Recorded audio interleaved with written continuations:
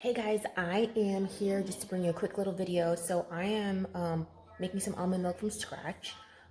It's been a while since I've made it, but I've done it for probably about 2 or 3 years, and then just stopped because I just got lazy.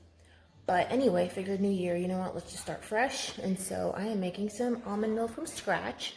So right now the almonds are soaking because they need to soak for about 24 hours.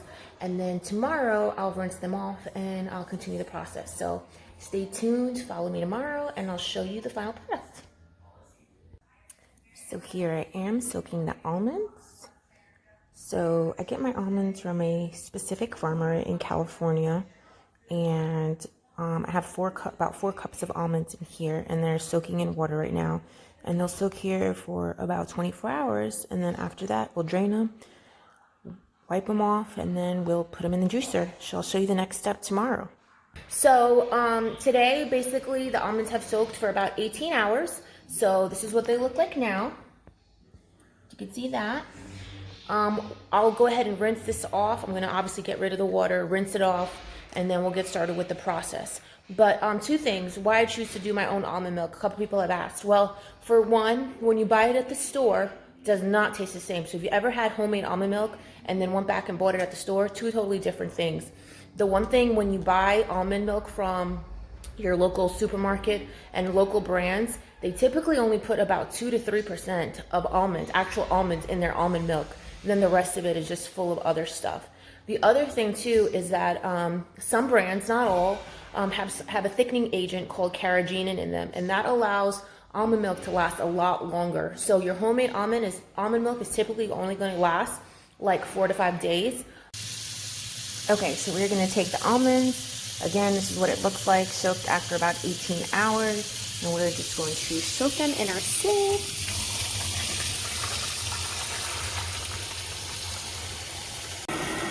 And once they're in our sieve, we're going to just rinse them off. Give them a quick rinse through.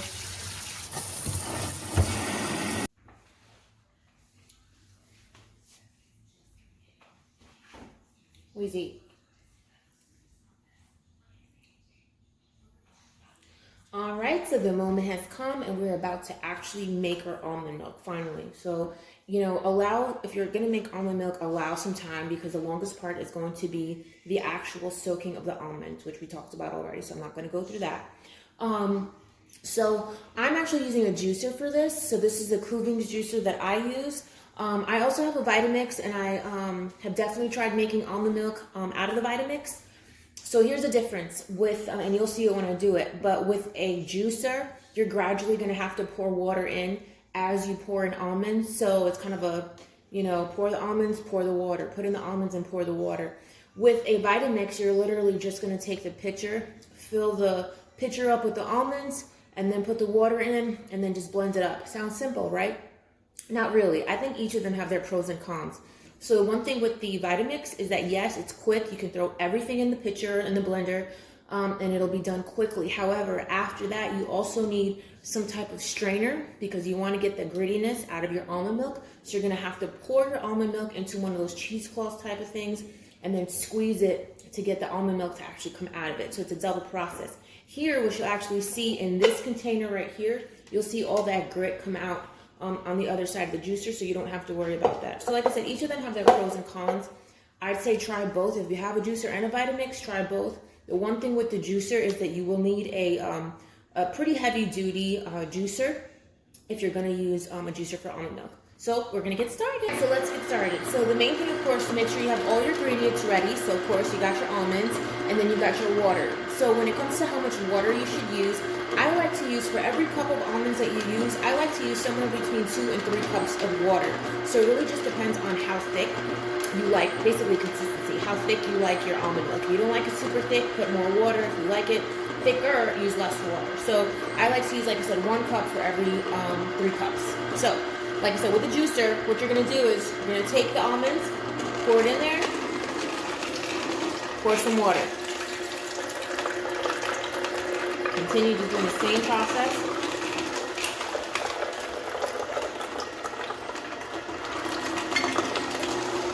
And you can start to see the almond milk coming out on one end. So what you're seeing here in this container, which is the other side of the juicer, you're actually seeing all of the grittiness that's coming from the almond. So if you ever bought like a breadcrumb to use for like a chicken cutlet or that sort of thing, or to bread fish or to bread meat, chicken, a lot of people are now using almond meal to bread their fish and that sort of thing. So this is your almond meal right here. So you can actually dehydrate this in your oven, and this is your almond meal. Almond meal is actually very expensive. So if you have the time, just go ahead and drop this in your oven at a super, super low temperature, whatever the lowest is, and you can actually have almond meal. So you don't have to throw any of this away. All right, so I'm continuing with the process. And that just happened. All right, so I'm continuing with the process here. More almonds, more water. And you'll know eventually, once you start doing this more often, how much water you should be pouring as you're doing this.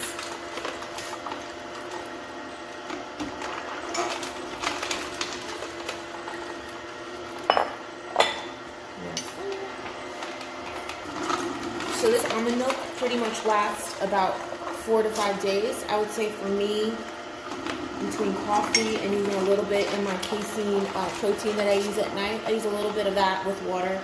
I would say, yeah, about like maybe 3 or 4 days for me. But it is so worth it. I'm telling you, you try this versus, and that's not because I'm making it, but you try this versus store-bought, you'll never buy the store-bought again. I'm telling you. But you also see how much almonds I'm using, so you could also see why almond milk is going to be very expensive if you were to buy this at the store. So I'm pretty much done with the almond milk. This is what it looks like. It made way more than this, but this is just for demonstration purposes. This is what I have here.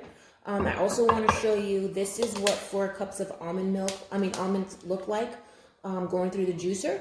So like I said, if you heard my video earlier, this is actually the almond meal.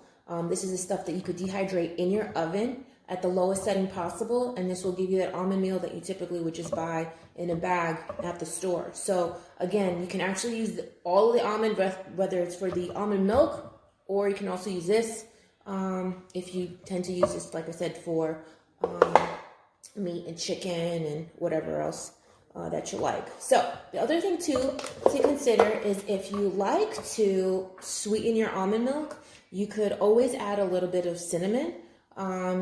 Or this is just because it comes unsweetened, of course, as you make it's unsweetened. So you can add some cinnamon, or I personally like to use the vanilla bean. I didn't have any, but you could always use some vanilla in there as well. Like I said, I just prefer the vanilla bean. I just didn't have any. So I haven't put anything in it yet, but I probably will put a little bit of both. Some other things that you can put in there is maple syrup. Not a whole lot. You don't need a whole lot. And then others also use agave. I've used agave. It comes out pretty good. So stay tuned this week, because now that I have almond milk, I'm not only going to use it in my coffee, but I am also going to use it to make a chia seed pudding, which I think is so freaking good. So stay tuned. Hope you enjoyed it.